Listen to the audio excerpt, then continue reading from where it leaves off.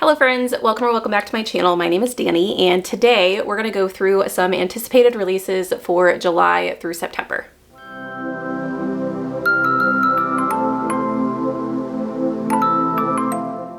I do have 31 books for you guys today to look through. These are all books that are going to be published between July and September, and I've separated them by genres. I put the timestamps down below, so if you're only interested in specific genres, you can look there. I will say that fantasy is the majority of this list. It's about 19 books on this list that are fantasy, but I have split them into subgenres of fantasy just in case you're interested. The other genres that you'll see are mystery thrillers, horror, sci-fi. I even have a nonfiction and then just a general fiction pick as well. Due to the amount of books on this list, I'm just going to be giving you guys a very small taste of each of the books. I'll show you the cover, I'll tell you a brief little bit about it, whether or not I read the synopsis to you or give you information that I remember from why I chose this book in particular. It will be very short and very sweet. Hopefully we can get through these 31 books quickly. The first genre that we're going to go through is fantasy, just general fantasy, and we're going to start with a retelling.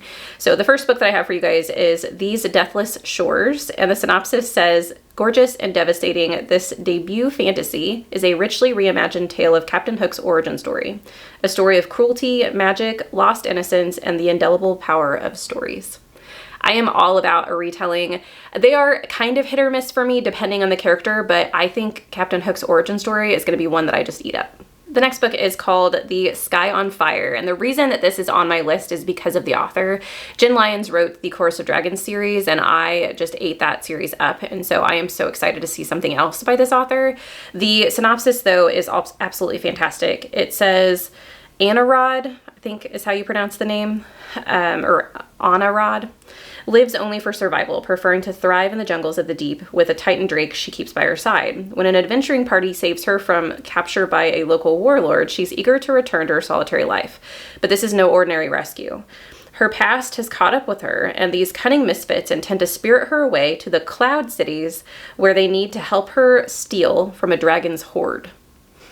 It sounds absolutely amazing. More dragons.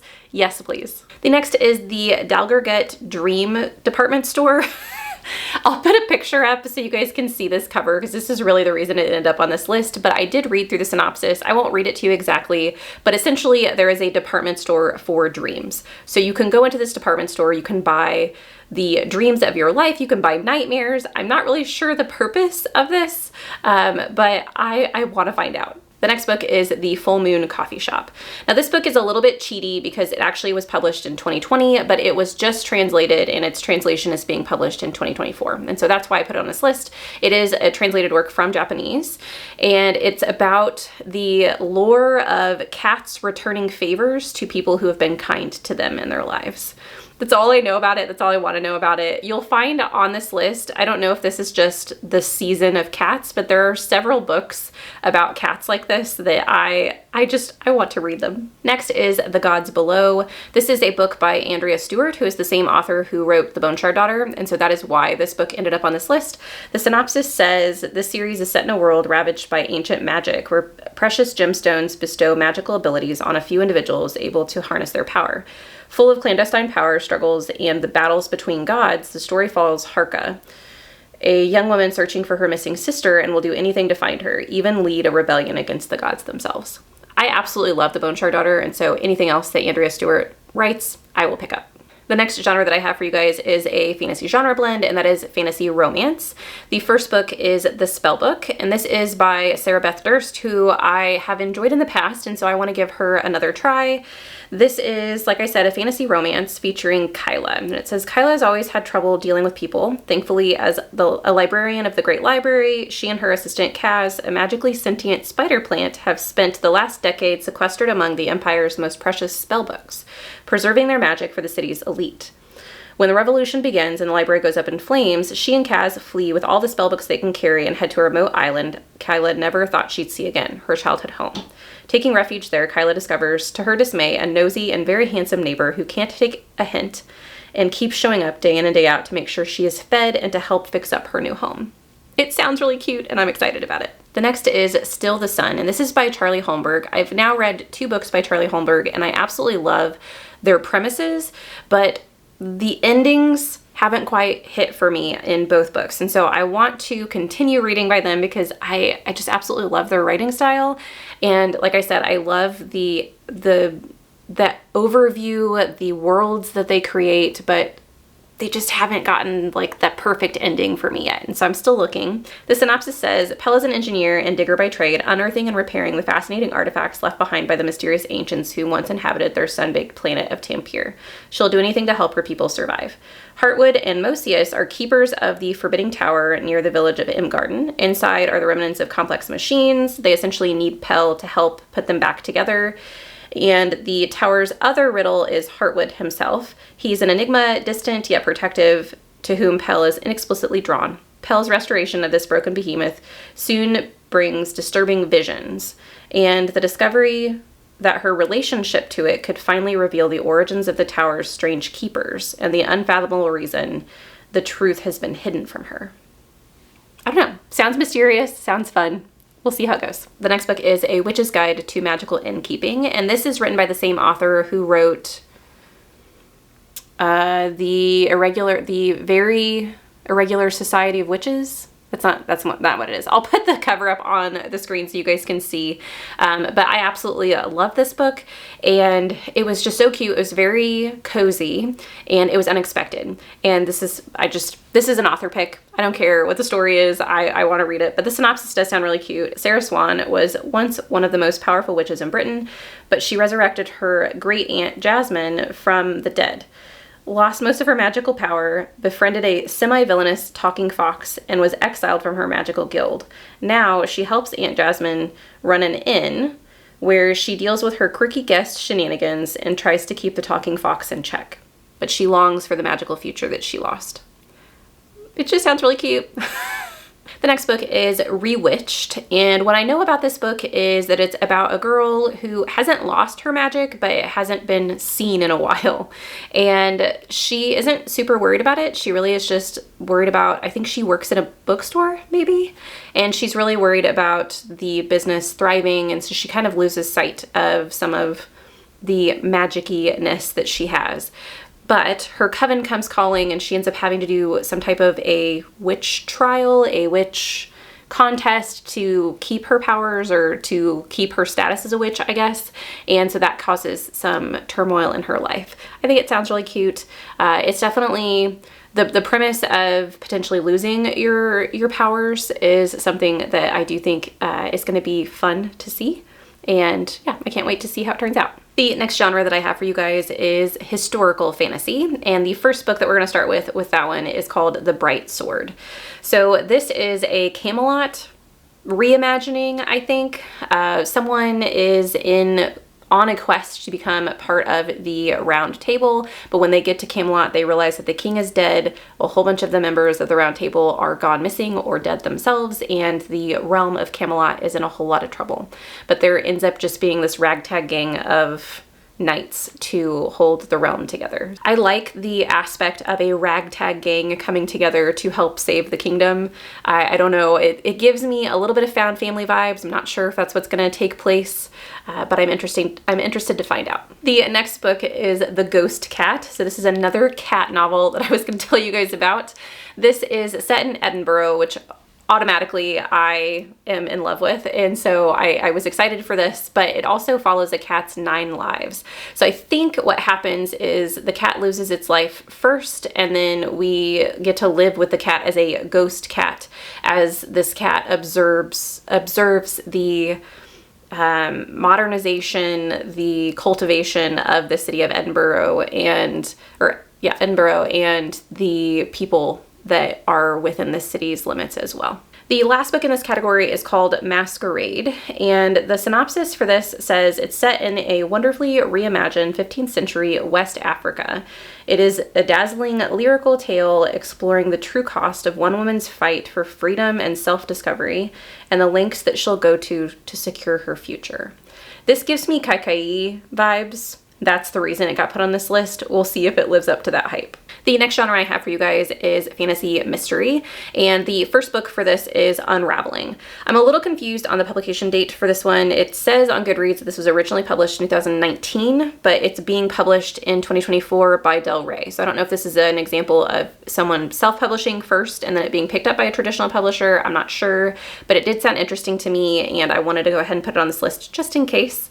I was putting it out there. So this is a dark fantasy mystery, and it features a therapist who is hunting after a serial killer, gets pulled into an alternate world of some sort to try and figure out what's going on, I guess, with the serial killer. It's also, I think, based on a Caribbean myth or some type of Caribbean lore. So I don't know.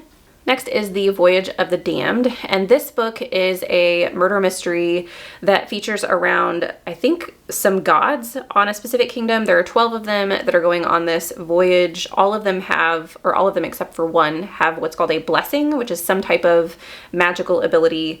The one that doesn't have it, he ends up, or he or she, I actually don't know, ends up a little bit at risk because someone gets murdered on this cruise that they're going on. So all of them are kind of locked door, isolated space, and they have to figure out who killed this person. All of the people who are on the cruise were heirs to their kingdom, and so this is a very egregious crime that everyone wants to figure out, you know, who done it. The next is The Vampire of King Street. So this book I'm really interested in. This is a debut novel for one. It is a gothic tale. It also is recommended for lovers of Gail Carriger's Soulless, which I absolutely love, the Parasol Protectorate, and so sign me up for that. But this features a newly minted lawyer who is approached by a vampire who has been accused of murder and supposedly didn't do it. And so they have to essentially protect their client and figure out who did murder this individual. I think it sounds really unique. I don't know that I've seen many books do what Gail Carriger did in hers and put vampires in like a modern society. I probably just haven't read very many books that follow that premise. I'm sure that they exist, but I don't know. I'm intrigued, and I'm really curious about this, especially since it's a debut novel. The last book in this category is The Village Library Demon Hunting Society. Man, that's a mouthful. This is a fantasy mystery that features a librarian who apparently in their town there are all these murders happening and people are just assuming that it's normal. And she's like, that's not normal for like 8 people to go missing and get murdered. And it's, I guess, I don't know if it's by the same person or if it's by 8 different people, but she just knows that there's something supernatural going on in her town, and so she decides to investigate. It also said something in the synopsis about her cat being possessed by a demon and her having to save her cat, and I don't know, I'm all for this. It sounds goofy, it sounds like a wild time. The next and last fantasy genre blend is horror. So all of these are fantasy horror genre blends. The first of which is A Sorceress Comes to Call, which is on this list because it's a T. Kingfisher. I really know nothing else about it. The synopsis says that it's a dark retelling of the Brothers Grimm Goose Girl, rife with secrets, murder, and forbidden magic. I think that there was also a book recently that came out that was a retelling of Goose Girl. I've never read that Brothers Grimm story, so I might have to do that before I pick this one up. The next is Through the Midnight Door, and the synopsis says, the Finch sisters once spent long, hot summers exploring the dozens of abandoned properties littering their dying town, until they found an impossible home with an endless hall of doors, and 3 keys left waiting for them. Curious, fearless, they stepped inside their chosen rooms and experienced horrors they've never dared speak of again. The next book is The Girl in the Bog, and I think out of all of these, this might be the one I'm most excited about. I don't know, there's a few contenders out there, but this says ancient heroes from Irish mythology and folklore come to life in this modern world in this dark, atmospheric story. One morning in a field, a farmer unearths a body of a young woman 2,000 years old, preserved under layers of peat. Later that evening, she awakens in an unfamiliar modern Ireland, ripping a hole through space and time and setting awhirl old animosities and long-held grudges. It sounds ominous, it sounds atmospheric. I'm in. The next genre is sci-fi. The first book for this genre is Toward Eternity, and this is a near future sci-fi that follows humans who have essentially turned to technology to cure cancer. And so they have come up with some type of nanite technology that can be released in humans' bloodstream and essentially take out the cancer cells but replaces them with nanites. And so humans have essentially become immortal. There is also an AI component to this. One of the characters is teaching an AI about poetry and some type of art, I think. And the person who invented the nanites decides to take the sentience of this AI and put it into an actual body. And that's all I know. I think it sounds really cute, and it sounds like an interesting view and connection between humans and technology and what we've talked about as far as AI goes and whether or not AI are sentient or they're just learning creations. And yeah, I want to know more. The next one is a sci-fi mystery called Glass Houses. This is a masterful near-future whodunit for fans of Glass Onion and Black Mirror. Join a stranded startup team led by a terrifyingly realistic, charismatic billionaire, a deserted tropical island, a mysterious AI-driven mansion, and as the remaining members disappear one by one. It sounds a little bit like maybe a more dangerous version of Smart House, which I'm okay with a retelling of that, so I guess we'll see what happens. The last one for sci-fi is a sci-fi romance called Full Speed to a Crash Landing, and it's about some type of a heist. The main character, Ada, has gotten to a spaceship wreck first and is looting it, but essentially runs into some problems, is rescued by a government salvage crew, and then I don't know if she's trying to steal from the government salvage crew or if she's trying to hide the fact that she's stolen something from the government salvage crew. I'm not sure, but I think it's one of the government crew that she ends up having a romantic relationship with. So I don't know. I'm game for a sci-fi romance. The next genre is the mystery genre, and we are starting with none other than Tom Mead with Cabaret Macabre, I think is the title of the book. I'll put the cover up so you guys can see it. This is the third book in the Joseph Spector series. I've read the other two. I'm not going to say much about what this book is particularly about, but Joseph Spector is an illusionist and he helps detectives solve murders.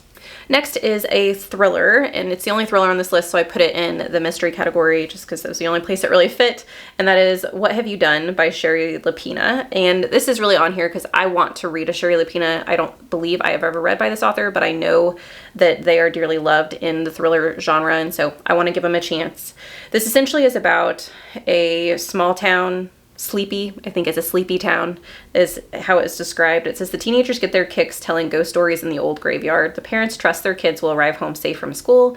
Everyone knows everyone. Curtains rarely twitch and front doors are left unlocked. But this morning, all of that will change. Essentially, one of the kids doesn't come home that night, and the small neighborhood becomes very suspicious of one another, and events commence. The next book is Lenny Marks Gets Away with Murder, and this says Lenny Marks is excellent at not having a life. She bikes home from work at exactly 4 p.m. each day, buys the same groceries each week, owns the same 36 copies of The Hobbit. The closest thing she has to a friendship is playing Scrabble against an imaginary Monica Geller while watching Friends reruns. It also goes into her trying to not remember the day that her stepfather and mother went missing or disappeared, and a voice keeps coming into her head telling her that she did it. I don't know what that means. I don't know if she did do it. I don't know if she's having trauma from what she is trying not to remember. I'm not sure. I guess we'll find out. The next book on this list is I Need You to Read This, and I think this is another one for the contender for one that I'm most excited to get to, and I'm not quite sure why. It just grabs my attention. This says a sly and addictive new mystery about an advice columnist searching for answers about her predecessor's murder. She essentially is someone who I think is a little bit down on her luck and applies for this job that she knows this person has been murdered, doesn't think she's going to get it, gets it, and then some weird things start to unravel while she's in this position, and she's trying to figure out why the murderer of her predecessor is never actually caught. It sounds like a page turner, and so I can't wait to get to this one. The next and last mystery is We Solve Murders, and this I know features a retired investigator who was just enjoying the cozy life, and one of his family members, a younger family member who is an investigator, I think probably because of inspiration of him, runs into a case that they can't quite solve and runs into a bit of trouble, and instead of calling the authorities, calls him instead. And so he has to essentially get involved with the case he did not expect to. I have read from Richard Osman before and did not really jive with his writing, and so I want to give him another try. The next genre is horror, and the first book that I have for you guys is called The Deading. So this book is one that caught my eye instantly. This is another contender for one that I'm probably most excited to read. Probably going to read this around spooky season if I can get my hand on it. This is a dystopian novel that features a seaside town that I think the first part says like snails start coming up out of the ocean that infect some of the other creatures, which then infect humans. And the government essentially comes in and locks these people into this city and quarantines the city. And we get to figure out what the survivors, like the uninfected people of this city, are doing. I don't know if it's creating zombies because I don't know. I don't know. I just like the vibes and I want to read it. Next is a book called The Rule of Three, and this actually features the myth that everything bad comes in threes. It also, I know in the synopsis, actually brings the reader into the book and says that you could be next. I don't know if that's going to take place or take a part, or if that's just supposed to be a hook to pull people in. This is another one I do question the publication date because it does say that it was first published in January of this year, and it's going to be published, I think, in August again, the expected publication. And so I'm not sure if it was self-published, that doesn't really make sense, or if this is translated. Once again, if I can figure out that, I'll put it up on the screen, but otherwise it might already be out. I'm gonna go and check that as well, and I'll let you guys know if it is already out, already available to you, or if you'll have to wait until August. The last category I have for you guys is a miscellaneous category. I just have two books in this. I have a nonfiction and just a general fiction. The nonfiction book I have for you guys is called Obituary, the Big Hot Book of the Dead, I think.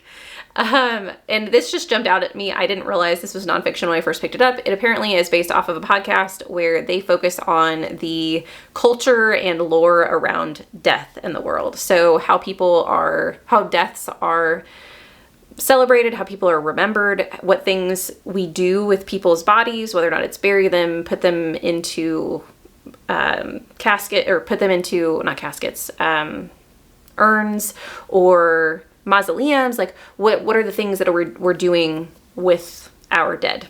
And I think it sounds fascinating to figure out what other cultures do with their dead and just how death in general is seen in other places. The last book is just a general fiction book. This is another cat book, and it is called We'll Prescribe You a Cat. There is some type of a medical society that will prescribe people cats. I think when they're having like anxiety or just some problems with their personal lives, they will prescribe people a cat for a certain number of days and essentially tell them to report back after that number of days to figure out, whether or not it helped. It just sounds lovely. I think it sounds really cute. I don't know what it is about these 3 months that I found so many cat books, but can't say I'm complaining. That is my list of 31 new releases for you guys, or new-ish releases, depending on some of the titles that had kind of odd publication dates. But I hope you found at least something in here that tickles your fancy. If I missed a new release that you are really excited about, put it down in the comments down below. I would love to add to my TBR and highlight some more excellent reads that I just didn't catch. Thank you so much for watching this video. I hope you have a lovely evening, and I'll see you in the next one. Bye.